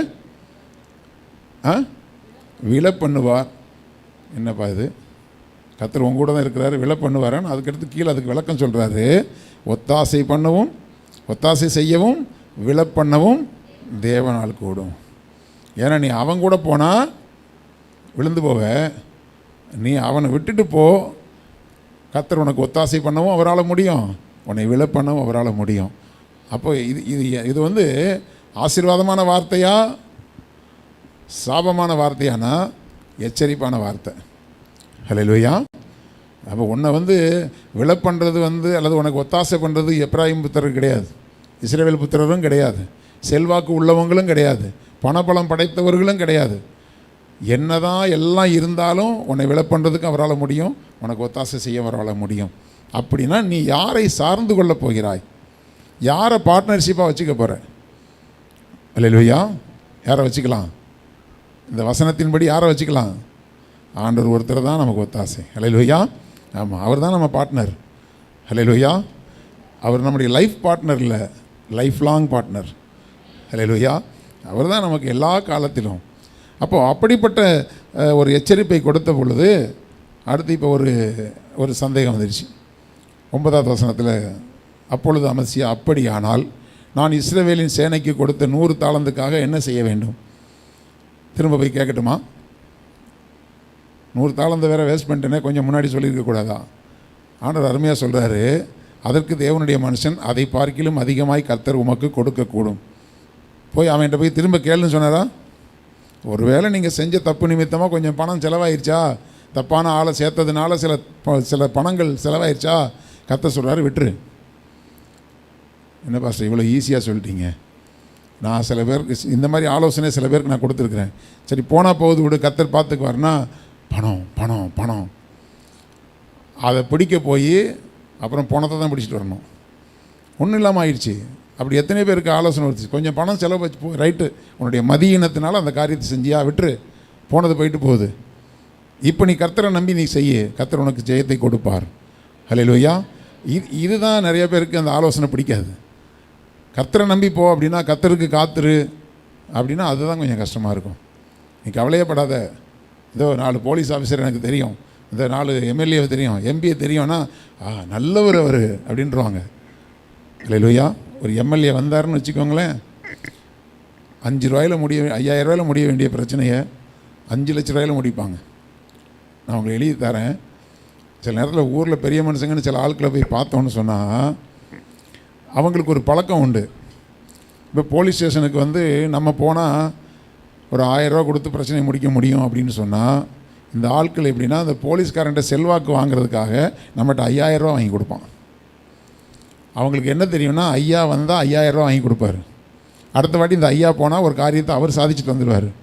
உங்களை வச்சு கேம் ஆடிட்டு போயிடுவாங்க. இது உலக பிரகாரமாக நடந்துக்கிட்டு இருக்கிற ஒரு விஷயத்த சொல்கிறேன். ஆமாம், இந்த ஐயாவெல்லாம் படைத்த ஒரு ஐயா இருக்கிறார்ல, அவர்கிட்ட மட்டும்தான் நம்ம போகிறதே கிடையாது. அல்லேலூயா. நான் முதல் ஆராதனையிலே சொன்னேன், 1000 பிரச்சனைகளை நம்ம ஃபேஸ் பண்ணுறோம். ஒரு நாளாவது ஒரு உபவாசம் பண்ணி ஆண்டவருடைய சமூகத்தில் காத்திருந்த, ஆண்டவர் என் பிரச்சனை இப்படி இருக்குது, ஒரு நாள் உபவாசம் பண்ணி அழுது போராடி, ஆண்டவர் எனக்கு பலன் இல்லைப்பா, என் ஞானமோ என்னுடைய பணமோ என்னுடைய அனுபவமோ ஒன்றும் இல்லைப்பா, நீங்கள் எனக்கு உதவி செய்யுங்கன்னு என்னைக்காவது அவரை சார்ந்து நம்ம ஜெபம் பண்ணி தனியாக உட்காந்துருக்கோமா? உண்மையை சொல்லுங்கள், இல்லை. அப்போது எது ஈஸி? நாகமானுக்கு குஷ்டரோகத்தினால கஷ்டப்பட்டுட்டு இருந்தான். இப்போ அவர்கிட்ட வந்து சொன்னாங்க, சரி போ, யோர்தானில் போய் முங்கி 7 தடவை முங்கி எந்திரிச்சிட்டு போ அப்படின்ட்டான்.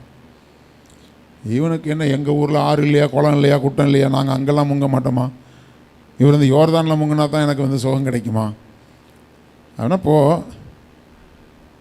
அப்போ அவன் வேலைக்காரன் சொல்கிறான், இதை விட அரியதான காரியத்தை சொன்னார், நீ செய்திருப்பீரே. ஒரு 12 ஆடு, 12 கோழி, 12 முட்டை, 12 எலுமிச்சம்பழம், 12 தேங்காய், இதெல்லாம் கொண்டு வாப்பா, ஒரு காரியத்தை செய்யணுன்னா நீ என்ன செஞ்சிருப்ப? யோர்தானில் போய் முங்கிட்டு போ, தேவ வார்த்தை வந்திருக்குது, போய் முங்கிட்டு போன்னு சொன்னால் அது எவ்வளோ ஈஸியானது சொன்னால் கேட்க முடியாது. அதுக்கு பதிலாக ஒரு சடங்கு செய்வோம், சாங்கியம் செய்வோம், ஒரு காரியத்தை செய்வோம், மந்திரவாதம் செய்வோம் அப்படின்னா அதுக்கு 5 லட்ச ரூபா செலவு பண்ணுறதுக்கு ஆயத்தம். அல்லேலூயா. கர்த்தருடைய பிள்ளைகளே, ஆண்டவர் நமக்கு எல்லாத்தையும் எளிதாகத்தான் முடிப்பார், கொஞ்சம் தாமதமாக முடிப்பார். அல்லேலூயா. ஏன்னா ஆண்டவர் நிறைய முடிச்செல்லாம் அவுக்க வேண்டியிருக்கு, அதெல்லாம் அவுத்து கொண்டு வந்து சுமூகமாக முடிப்பார். நம்ம போனால் பணத்தை செலவு பண்ணாலும் சிக்கலில் தான் முடிப்போம். இப்போ சொல்கிறான், 100 தாலந்து வெள்ளிக்கு நான் என்ன செய்யணும்? அதை விடு, 100 தாலந்து வெள்ளி போனால் இதை விட அதிகமாக உனக்கு அவர் கொடுப்பார் அப்படின்னு சொல்லி அப்படி சொன்ன பொழுது அவர்களை திருப்பி அனுப்பிவிட்டான். அப்படி ஒருவேளை எதிலையாவது நீங்கள் சிக்கி இருக்கீங்கன்னா, இன்றைக்கி கர்த்தருடைய தூதனாகிய உங்களுடைய ஊழியக்காரர் சொல்கிறத கேட்டு அந்த காசு போனால் போகுதுன்னு விடுறதுக்கு எத்தனை பேர் ரெடியாக இருக்கீங்க? நாங்கள் எப்போ ஃபஸ்ட்டு காசை கொடுத்தோன்றீங்களா? கொடுத்தீங்களோ கொடுத்துட போகிறீங்களோ தெரியாது. கர்த்தர் உங்களுக்கு எச்சரிப்பை கொடுக்குறார். அல்லேலூயா. அப்போது அப்படி அந்த வார்த்தையை கேட்டு அவன் விட்ட உடனே இப்போ வந்து அந்த எப்ராயிம் புத்திரருக்கெல்லாம் யூதாவின் மேலே கோபமும் எரிச்சலும் வந்துருச்சு. அது எரிச்சலோடு போனாலும் பரவாயில்லை, கர்த்தருடைய வார்த்தைக்கு நீங்கள் கீழ்ப்படிங்க, அதைத்தான் கர்த்தர் சொன்னார். அதுக்கப்புறம் போகும் பொழுது அமத்சியா வந்து ஜெயம் பெற்றான்னு சொல்லி பார்க்குறோம். இப்பொழுது அடுத்தது 3வது யுத்தம். என்ன யுத்தம்? 3வது யுத்தம். 3வது விதமான யுத்தம் நான் சொல்கிறது நம்முடைய வாழ்க்கையில் வரக்கூடிய யுத்தங்கள். இந்த 2 காரியங்களையும் டீட்டெயிலாக ஃபஸ்ட் சர்வீஸில் பார்த்தோம். இப்பொழுது எசேக்கியா ராஜாவுக்கு வந்ததான ஒரு யுத்தம். அதில் ஒரு வார்த்தையில் சொல்லப்பட்டிருக்கிறது, 7வது வசனத்தை வாசிமா. அதாவது 2 நாளாகமும் 32:7.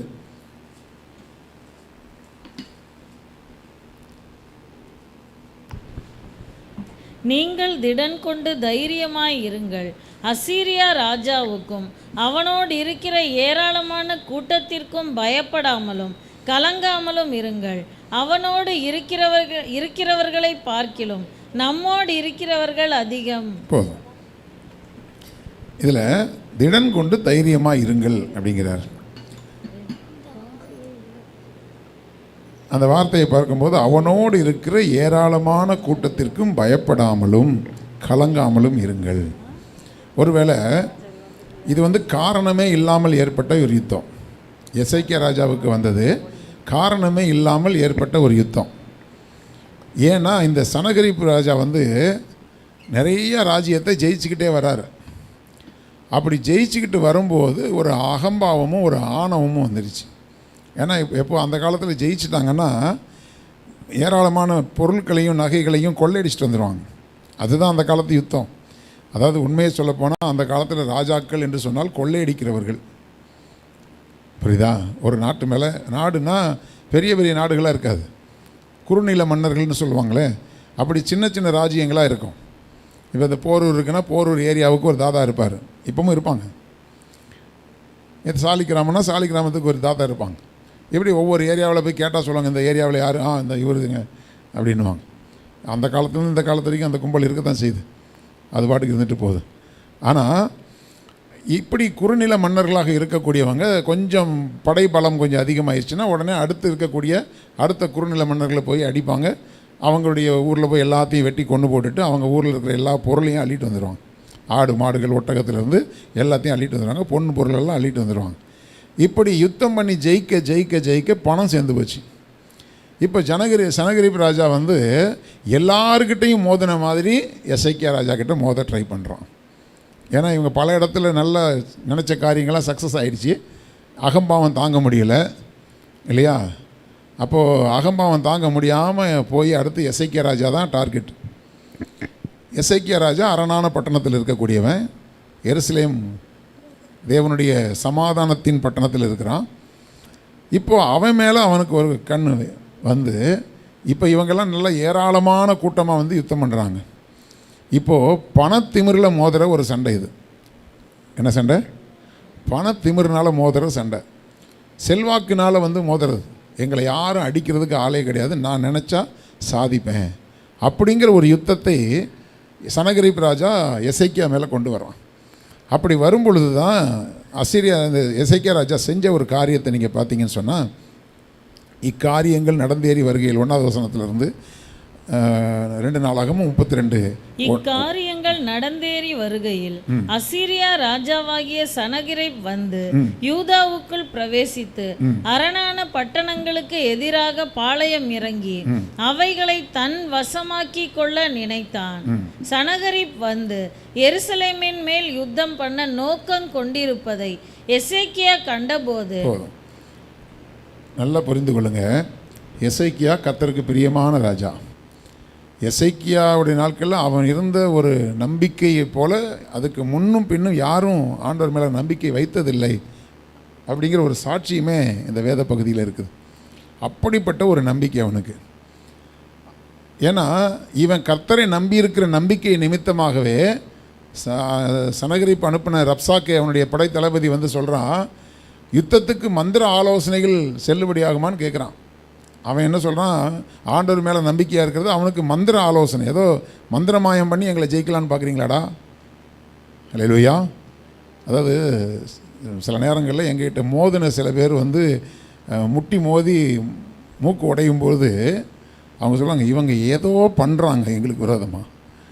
ஒன்றும் பண்ணலை, நாங்கள் எங்கள் அப்பா கிட்ட போய் சரணடைஞ்சோம், அவர் ஒன்றை வச்சு வெளுத்து வாங்குறார், நாங்கள் என்ன பண்ண முடியும்?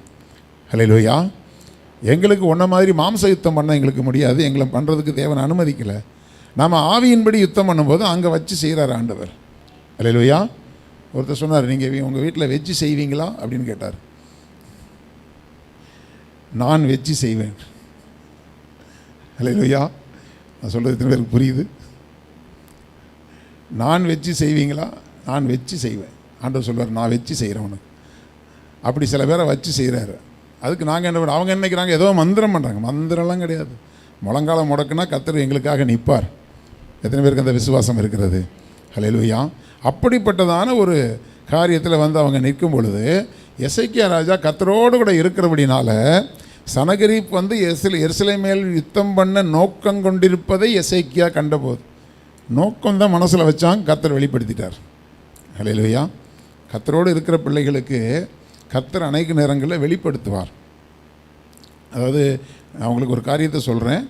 அதாவது சில காரியங்களை தேவன் சொப்பனத்தின் மூலமாக அவங்களோட பேசுவார். இரவு நேரங்களில் சொப்பனத்தின் மூலமாக கர்த்தர் பேசி சில சொப்பனங்களை கொடுத்து எச்சரிப்புகளை கொடுப்பார். அநேக நேரங்களில் நீங்கள் கொஞ்சம் கலங்கி திகைச்சி போய் முழித்து உட்காந்திங்கன்னா அந்த நேரத்தில் எழுந்திரிச்சு உட்காந்து நீங்கள் ஜெபம் பண்ணணும். ஆனால் அதிகபட்சம் எப்படி வரும்னா, எந்திரிச்சு உட்காரவே முடியாதபடிக்கு தூக்கம் வரும்போது தான் அந்த சொப்பனங்கள் வரும். உடனே நீங்கள் அப்படி ஏதோ கெட்ட சொப்பனத்தை பிசாசு கொடுத்துட்டான்னு நீங்கள் என்ன செய்வீங்க? அப்படியே தூங்குறதுக்கு முயற்சி பண்ணுவீங்க, தூங்காதீங்க.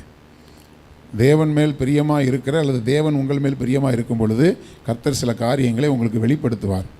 அப்போது உங்களுடைய உடல் வலி வேதனை எல்லாம் பார்க்காம எழுந்திரிச்சு உட்காந்து படுத்து கிடந்தே ஜெபம் பண்ணால் கேட்க மாட்டேங்கிறாரு. எனக்கே கேட்கல ஆண்டவர். உண்மையாக சொல்கிறேன், நானே அப்படி எழுந்திரிச்சு ஜெபிக்காததுனால சில ஆட்களை இழந்து போனேன்.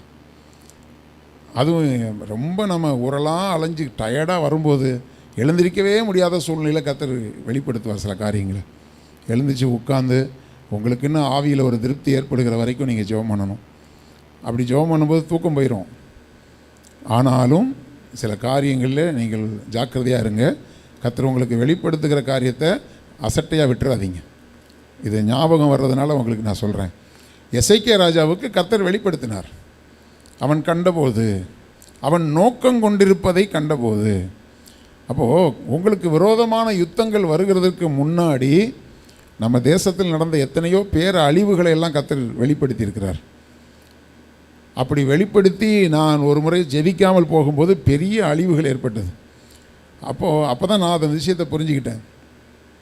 பெரிய அழிவை சந்தித்து ஒரு டிசம்பர் மாதம் பெரிய பேரழிவுகள் வந்து ஜனவரி மாதம் நான் ஒரு பாஸ்டர்ஸ் மீட்டிங்கில் உட்காந்துருக்கும்போது அங்கே வந்த ஊழியக்காரர் சொன்னார், கர்த்தர் தம்முடைய ஊழியக்காரர்களுக்கு சொல்லாமல் எதையும் செய்ய மாட்டார். சில ஊழியக்காரர்களுக்கு கர்த்தர் வெளிப்படுத்தினார், உங்களில் அநேகர் அதற்காக ஜெபிக்கவில்லை, அதனால் இப்படிப்பட்ட பேரழிவுகளை நம்முடைய பட்டணம் சந்தித்தது அப்படின்னு சொல்லும்போது தான் டக்குன்னு எனக்கு அந்த சொப்பனம் எனக்கு ஞாபகம் வந்தது.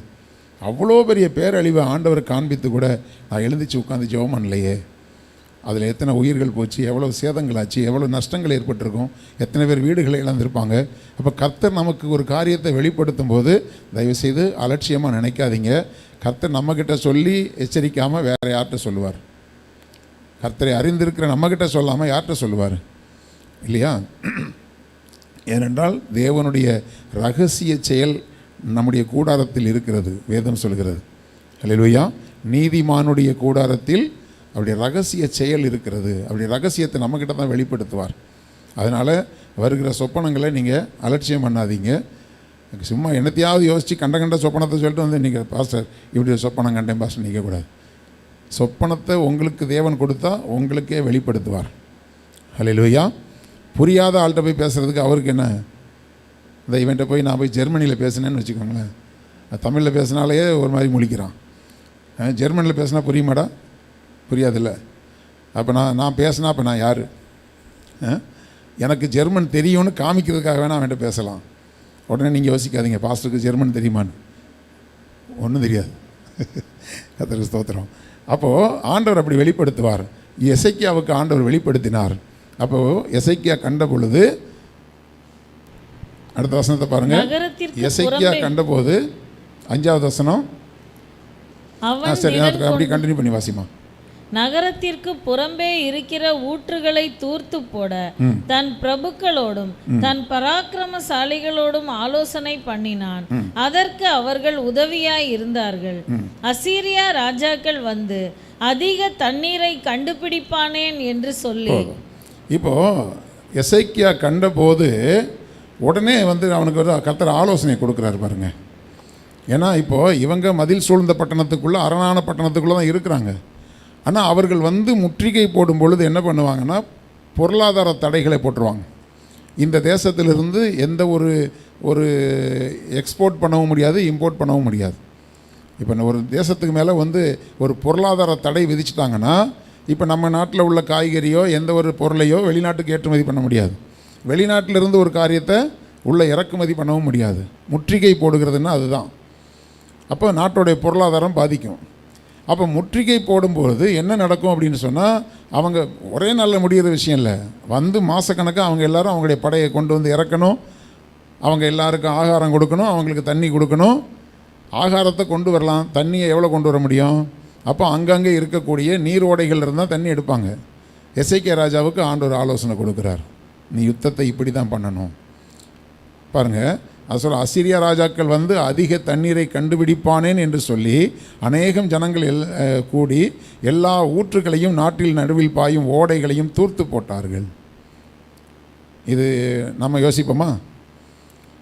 நம்ம வேணால் கோட்டைக்கு வேணால் நல்ல ஸ்ட்ராங்கான கதவு பூட்டு போட்டு இன்னும் கொஞ்சம் புது பூட்டு, சைனா பூட்டு ஏதாவது கிடைக்குதான்னு பார்ப்போம். ஹல்லேலூயா. அவன் யோசிக்க முதல்ல வந்து நின்னான்னா அவனால் ரொம்ப நாள் நிற்கக்கூடாதுங்க. அந்த அளவுக்கு கர்த்தர் அவனுக்கு ஆலோசனை கொடுக்குறார்.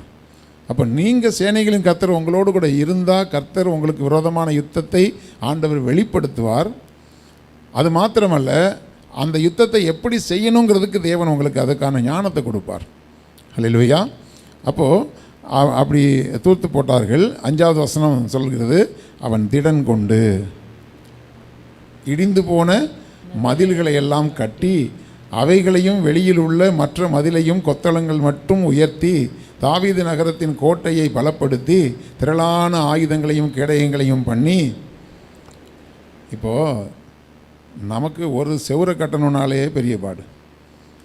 இப்போது மதிலை கட்டி கொத்தளங்களை கட்டி, அதுவும் அந்த கொத்தளங்களை கட்டி அவையெல்லாம் வெளியில் உள்ள மற்ற மதிலை விட அதிகமாக உயர்த்தி கட்டி தாவீதின் கோட்டையை பலப்படுத்தி திரளான ஆயுதங்களையும் கேடகங்களையும் பண்ணினா இவ்வளோ வேலை செய்கிறதுக்கு எவ்வளோ நாட்கள் ஆகும்? அவன் பிளான் பண்ணுறதுக்கு இத்தனை நாளுக்கு முன்னாடியே அவனுக்கு ஆண்டவர் வெளிப்படுத்தினார். ஹல்லேலூயா. அப்போது ஒரு பிரச்சனை வந்ததுக்கு பிறகு இல்லை, வர்றதுக்கு முன்னாடியே கர்த்தர் நமக்கு வெளிப்படுத்துவார். அதுக்கு நாம் அவரோடு கூட இருக்கணும். ஹல்லேலூயா. நாம் அவரோடு கூட, நமக்கு எப்போவுமே பிரச்சனை வந்த உடனே தான் ஆண்டவரை தேடி ஓடுவோம். ஆண்டவரை தேடி ஓடுற வாழ்க்கை நம்ம வாழ்க்கக்கூடாது. அவர் எப்போதும் நம்ம கூட இருக்கிற வாழ்க்கை தான் நம்ம வாழலாம். ஹல்லேலூயா.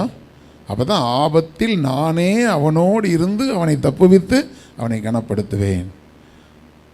இந்த ரகசியம் நிறைய பேருக்கு தெரியறதில்லை. ஜெபிக்கிறதும் பைபிள் வாசிக்கிறதும் எப்போனா வீட்டில் பிரச்சனை வந்த பிறகு தான். போராட்டங்களும் யுத்தங்களும் எப்போ? அப்போ வர்றதுக்கு முன்னாடியே நம்ம கர்த்தரோடு இருந்தோமானால் கர்த்தர் அதற்கு ஆயத்த காரியங்களை முன்கூட்டியே செய்து வைப்பார். ஹல்லேலூயா. அப்போ நம்முடைய வாழ்க்கையில் யுத்தங்கள் எல்லாம் கண்டிப்பாக வரும். ஆண்டவரே சொல்லிட்டார்ல, உலகத்தில் உங்களுக்கு உபத்திரவம் உண்டுன்னு சொல்லிட்டார். உபத்திரவம் கண்டிப்பாக உண்டு. அதற்கு முன்பாகவே நீங்கள் அதற்குரிய முன் ஆயத்தத்தோடு இருக்கிற ஞானத்தை கர்த்தர் உங்களுக்கு கொடுப்பார். ஹல்லேலூயா. அப்போ நம்ம அவரோடு கூட இருந்தால் அந்த எசேக்கியா ராஜா அப்படி தான் இருந்தான். முன்கூட்டியை வெளிப்படுத்தி இவ்வளோ காரியங்களை செய்கிறதுக்கு இவ்வளோ டைம் அவனுக்கு கிடச்சிது. திடீர்னு வந்து மொத்தமாக வந்து இறங்கிட்டாங்கன்னா அதுக்கப்புறம் தான் நம்ம என்ன செய்வோம்? எப்போவுமே நம்ம இந்த எக்ஸாமுக்கு ஒரு மணி நேரத்துக்கு முன்னாடி புக்கை தூக்கிட்டு ஓடுவீங்கள்ல, இல்லையா? அன்றைக்கி ஒரு பொண்ணு பார்க்குறேன், அவங்க அப்பா வண்டி ஓட்டிகிட்டு போயிட்டுருக்கார், எக்ஸாமுக்கு போகிறாங்களாம். இந்த பொண்ணு இந்த பக்கமாக திரும்பி உட்காந்து புக்கை படிச்சுட்டே போகுது. ஒரு பிரேக் அடித்தார்னா இப்படி பல்ட்டி அடித்து கீழே விட வேண்டியதான். எக்ஸாமுக்கு போக முடியாது, ஜிஹெச்சுக்கு தான் போகணும்.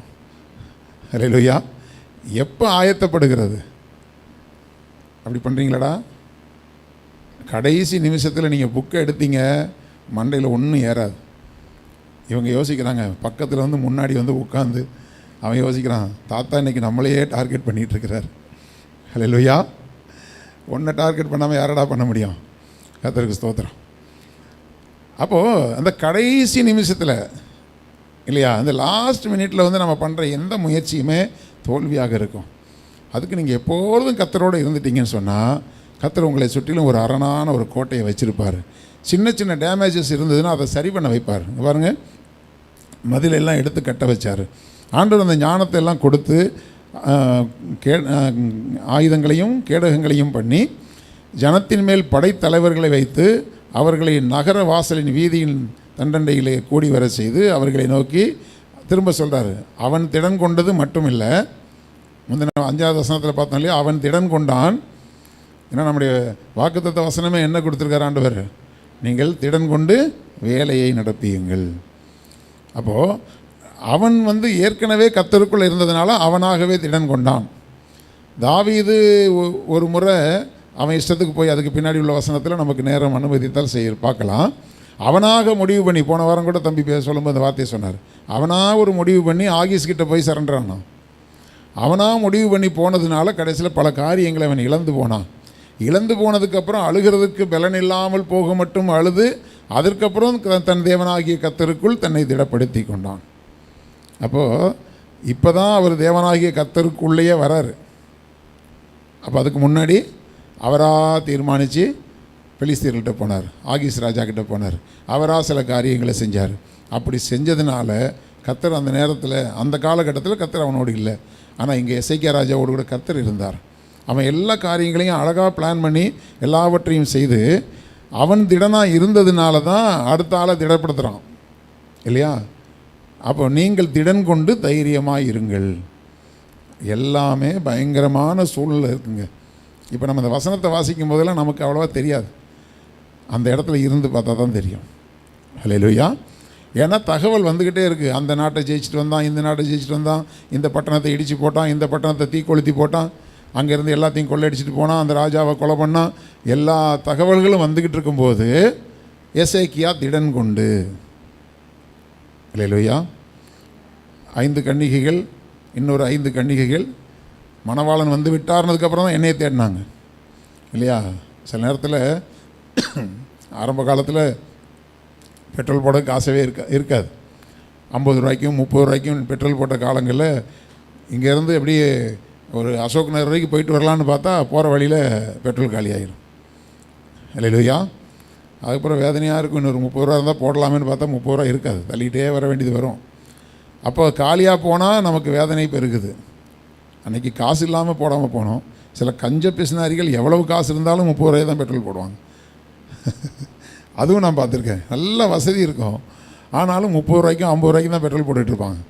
அப்புறம் எங்கேயா போய் தள்ளிட்டு நின்று அப்புறம் யாருக்காவது ஃபோன் பண்ணி கொஞ்சம் வண்டியில் பெட்ரோல் கொடுங்க, இல்லை வாங்கிட்டு வாங்க அப்படின்ட்டு இருப்பாங்க. அதை நம்ம செய்யக்கூடாது. அது பரவாயில்ல, வண்டிக்காக நீங்கள் பண்ணிட்டு போங்க, அது உங்கள் சூழ்நிலை. ஆனால் கர்த்தருடைய அபிஷேகத்தை பெற்றுக்கொள்ளுகிற காரியத்தில் இதை நமக்கு இலவசமாக தானே வச்சுருக்கிறாரு. அவர் சமூகத்தில் ஏற்கனவே நாம் காத்திருக்கிறவர்களாக இருந்தால் நம்ம ஏற்கனவே திடன் அடைந்திருப்போம். தன்னுடைய படை சேவர்களை பார்த்து சொல்கிறாரு, நீங்கள் திடன் கொண்டு தைரியமாக இருங்கள், அசிரியா ராஜாவுக்கும் அவனோடு இருக்கிற ஏராளமான கூட்டத்துக்கும் பயப்படாமலும் கலங்காமலும் இருங்கள்.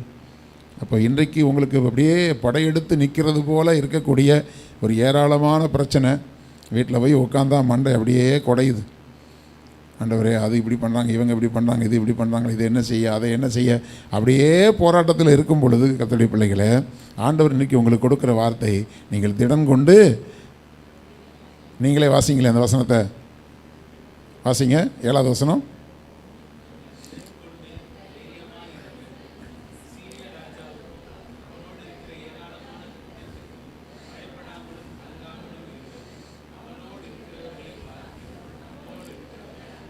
இதே வார்த்தையை 3 வாட்டி திரும்ப திரும்ப சொல்லுங்கள். அவனோடு இருக்கிறவர்களை பார்க்கிலும்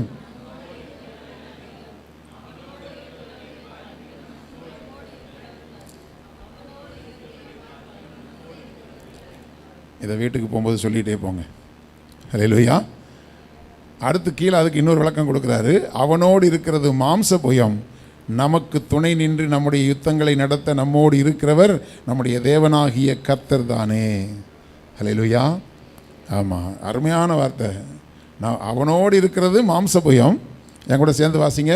அவனோடு இருக்கிறது மாம்ச புயம், நமக்கு துணை நின்று நம்முடைய யுத்தங்களை நடத்த நம்மோடு இருக்கிறவர் நம்முடைய தேவனாகிய கர்த்தர் தானே என்று சொல்லி அவர்களை தேற்றினான்.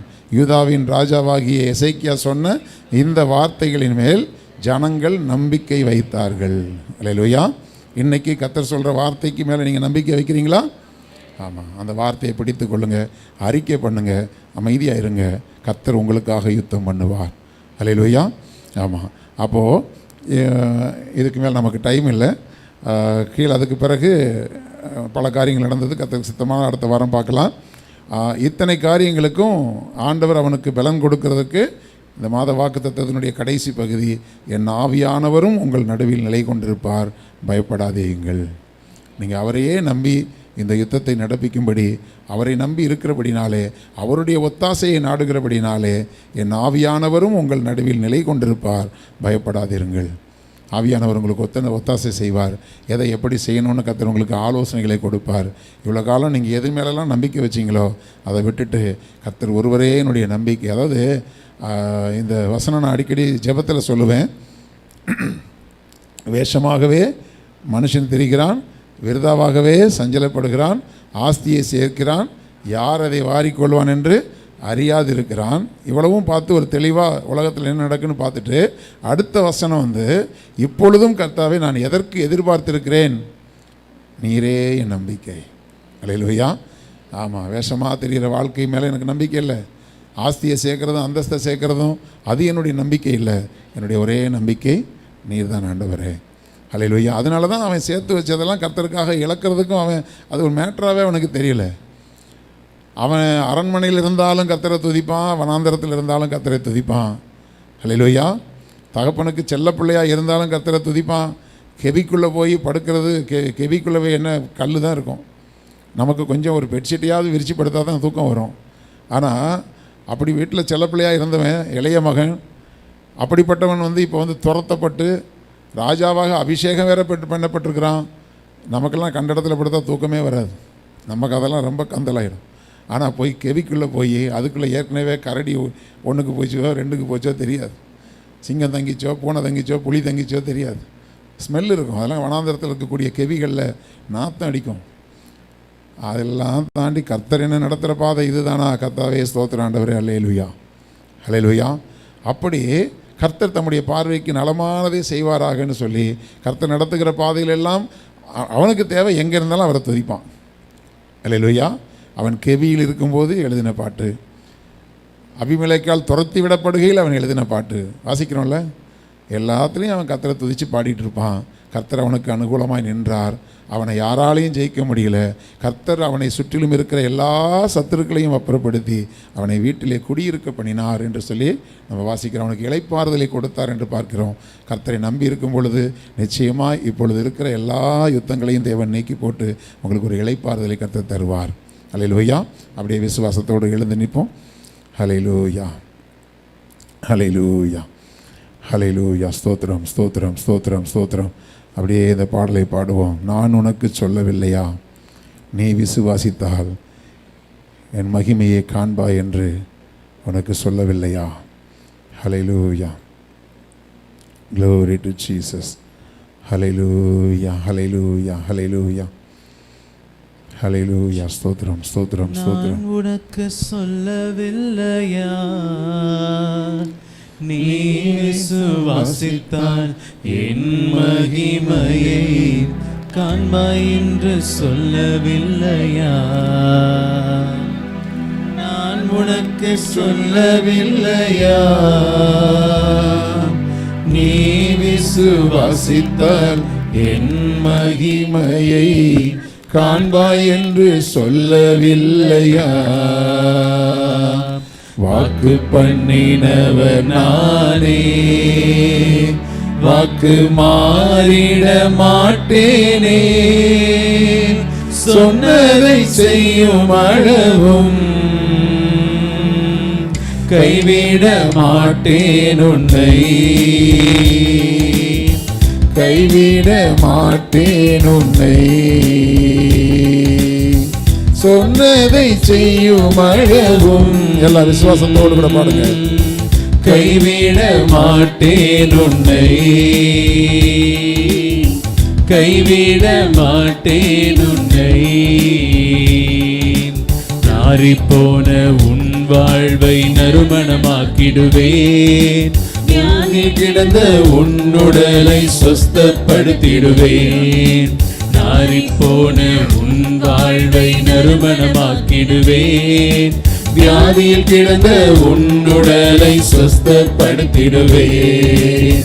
கலங்கின உன் கண்கள் இனி அழத் தேவையில்லை, உயிர்த்தெழுதலும் ஜீவனுமாய் உனக்குள் இருக்கின்றேன். கலங்கின உன் கண்கள் இனி அழத் தேவையில்லை, உயிர்த்தெழுதலும் ஜீவனுமாய் உனக்குள் இருக்கின்றேன். வாக்கு பண்ணினவர் நானே, வாக்கு பண்ணினவர் நானே, வாக்கு மாறிட மாட்டேனே, சொன்னதை செய்யும் அளவும் கைவிட மாட்டேன் உன்னை, கைவிட மாட்டேன் உன்னை, சொன்னதை செய்யும் அளவும் கைவிட மாட்டேன் உன்னை, கைவிட மாட்டேன் உன்னை. வாய்விட்டு கேட்பதெல்லாம் உனக்கு தந்திடுவேன், உன் மனதின் விருப்பங்கள் நிறைவேற்றி மகிழ்ந்திடுவேன். விசுவாசத்தோடு வாய் விட்டு அறிக்கை பண்ணுங்க. கேட்பதெல்லாம் வாய் விட்டு கேட்பதெல்லாம் கர்த்தர் எனக்கு தந்திடுவார். உன் மனதின் விருப்பங்கள் நிறைவேற்றி மகிழ்ந்திடுவேன். என் பாதம் அமர்ந்து நீ எனக்காக காத்திருந்தால் புத்திக்கு எட்டாத காரியம் செய்திடுவேன். என் பாதம் அமர்ந்து நீ எனக்காக காத்திருந்தால் புத்திக்கு எட்டாத காரியம் செய்திடுவேன். வாக்கு பண்ணினவர் நானே, அவர் வாக்கு மாறிடவே மாட்டார். வாக்கு மாறிட மாட்டேனே, சொன்னதை செய்யும் அளவும் கைவிட மாட்டேன் உன்னை, கைவிட மாட்டேன் உன்னை. சொன்னதை செய்யும் அளவும் அவர் உன்னை விட்டு சொன்னதை செய்யும் அளவும் மாட்டார். கைவிட மாட்டேன் உன்னை. கர்த்தர் நிச்சயமாய் உங்களுக்கு செய்வார். கைவிட மாட்டேன். பயங்கள் எல்லாம் நீங்கி போகட்டும். பயப்படாதே, பயப்படாதே, பயப்படாதே, மறுபடி சொல்லுகிறேன். திகையாதே, திகையாதே, திரும்பவும் கூறுகிறேன். பயப்படாதே, பயப்படாதே, மறுபடி சொல்லுகிறேன். திகையாதே, திகையாதே, திரும்பவும் கூறுகிறேன். உன்னோடு நான் இருப்பதா, உன்னில் நான் மகிமை அடைகின்றேன். உன்னோடு கூட அவர் இருக்கிறபடினால் உன்னோடு உன் மூலமாய் அவர் மகிமைப்படுவார். உன் மூலமாய் மகத்தான காரியங்களை செய்து அவர் மகிமைப்படுவார். வாக்கு பண்ணினவர் நானே, வாக்கு மாறிட மாட்டேனே, சொன்னதை செய்யும் அளவும் கைவிட மாட்டேன் உன்னை, கைவிட மாட்டேன் உன்னை. சொன்னதை செய்யும் அளவும் கைவிட மாட்டேன் உன்னை, கைவிட மாட்டேன். ஆண்டவரை பார்த்து நாம் பாடுவோமா? நீர் எனக்கு சொல்லவில்லையா, நீர் எனக்கு சொல்லவில்லையா, நீ விசுவாசித்தால் என் மகிமையை காண்பாய் என்று சொல்லவில்லையா, நீ எனக்கு சொல்லவில்லையா, நீ விசுவாசித்தால் என் மகிமையை காண்பாய் என்று சொல்லவில்லையா. வாக்கு பண்ணினவர் நீரே, வாக்கு பண்ணினவர் நீரே, வாக்கு மாறிடவே மாட்டீர். மாறிட அல்லேலூயா. மாட்டீரே. 100% விசுவாசத்தோடு பாடுங்க. சொன்னதை செய்யும் அளவும் என்னை கைவிடவே மாட்டீங்கப்பா. கைவிட மாட்டீர் என்னை, கைவிட மாட்டீர் என்னை. சொன்னதை செய்யும் அளவும் கைவிட மாட்டீர் என்னை, கைவிட மாட்டீர் என்னை. சர்வ வல்ல பிதாவே, இந்த நாளில் உம்முடைய பிள்ளைகளுக்கு ஆண்டவரே திடன் கொண்டு வேலையை நடப்பிக்கும்படி உடைய பிள்ளைகளுக்கு ஆண்டவரே பயப்படாமலும் கலங்காமலும் இரு என்று உடைய பிள்ளைகளுக்கு தேவன் திருவுளம் பற்றி இருக்கிறீரப்பா.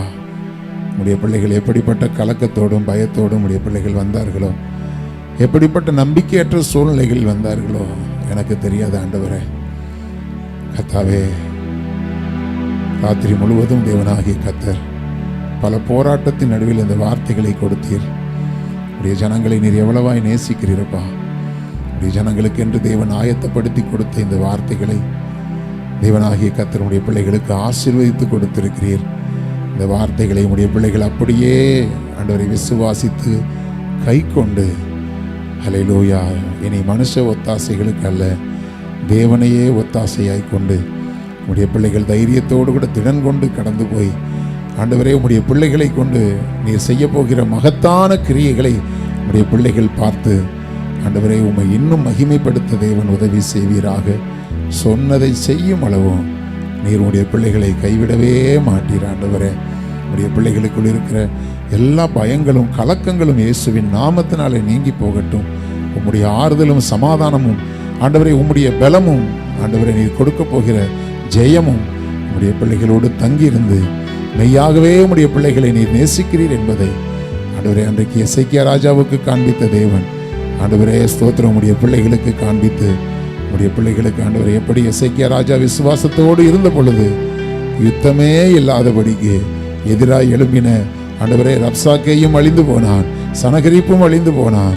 ஆண்டவரே ஸ்தோத்திரம் அவர்கள் யுத்தத்தை காணாதபடிக்கு ஆண்டவரே அந்த யுத்தங்களை ஓய பண்ணின தேவன் உம்முடைய பிள்ளைகள் எப்படிப்பட்ட யுத்தத்திலே ஆண்டவரை கலங்கி போய் இருக்கிறார்களோ அந்த யுத்தங்கள் எதுவும் நடக்காதபடி தேவனாகிய கர்த்தர் சத்துருக்களை சிதறடித்து உம்முடைய பிள்ளைகளுக்கு ஒரு இளைப்பாறுதலை தந்து உம்முடைய பிள்ளைகளை சமாதானத்தின் பாதையில் நடத்துவீராக. வானமும் பூமியும் ஒளிந்து போனாலும் எங்கள் தேவனாகிய கர்த்தர் கொடுக்கிற வார்த்தை ஒருபோதும் ஒளிந்து போவதில்லையே. அப்படியே உம்முடைய வார்த்தைகளின்படி பிள்ளைகளை ஆசீர்வதிங்கப்பா. எல்லா கலக்கங்களும் பயங்களும் உம்முடைய பிள்ளைகளை விட்டு நீங்கி போகட்டும். உம்முடைய தைரியமும் ஆண்டவரே உம்முடைய பலனும் உம்முடைய சந்தோஷமும் சமாதானமும் இயேசுவின் நாமத்திலே உம்முடைய பிள்ளைகளுடைய இருதயங்களிலே குடிகொண்டிருக்கும்படி உம்முடைய ஊழியக்காரனாகிய அடிமை இயேசுவின் நாமத்திலே அன்பு பிள்ளைகளை ஆசீர்வதித்து செபிக்கிறேன். காத்து வழி நடத்துங்க.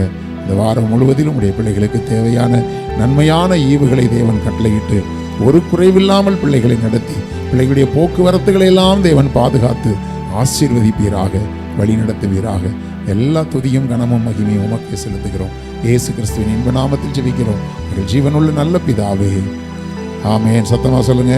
என் ஆத்துமாவே கர்த்தரை ஸ்தோத்திரி,